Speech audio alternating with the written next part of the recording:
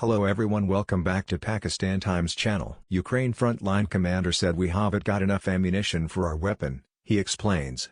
His unit, the 17th Tank Battalion, is still being called on to provide fire support to Ukrainian forces desperately clinging onto the edges of Bakhmut, the eastern Ukrainian city which Russia has spent months trying to capture.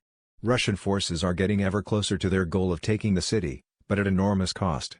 While we're waiting in a line of trees, hidden from view, Volodymyr receives a call to fire his rocket launcher at a Russian mortar position about 15 kilometers away. His men remove the branches camouflaging their vehicle. They drive towards an empty field about a kilometer away and quickly work out the range.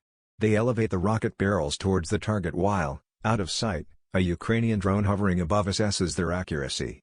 They're told their first rocket misses by about 50 meters, so they adjust the elevation and fire another two and quickly return to the trees for cover. This time they're told they've hit the target. Volodymyr, however, is frustrated they can't do more. We could have provided more support to our guys who are dying there. He says Ukraine has already burned through its own stocks of Grad ammunition, so is relying on rockets sourced from other countries. Volodymyr says supplies are coming from the Czech Republic, Romania. Ukraine's call for more weapons and ammunition has only become louder the longer the war has gone on. The focus now is preparing for a major offensive. But at the same time Ukraine is still having to expend huge resources on just maintaining its position. Despite the recent arrival of modern weapons, like tanks and armored vehicles, Ukraine remains heavily reliant on its older, Soviet air arsenal. The Russian-made Buk air defense system, which can target aircraft, drones and missiles, is still one of its prized possessions. We get rare access to see one further along the front line, also hidden in a wooded area.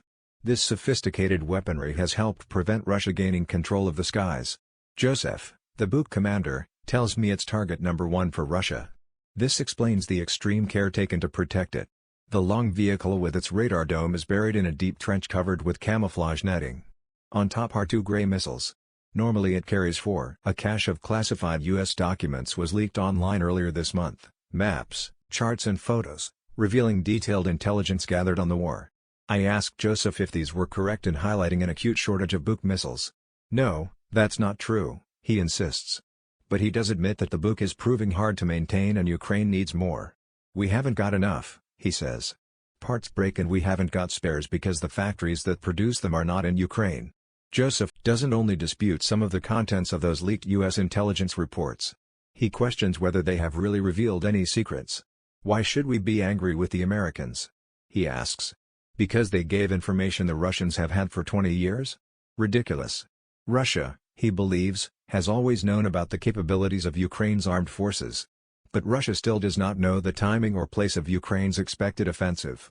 It will be key to taking back territory and rely of the pressure being felt along Ukraine's 800-mile, 1,300 kilometers, front. Wherever it happens Russia will have to redirect some of its forces. But Ukraine too is having to arm and equip new units to conduct that offensive.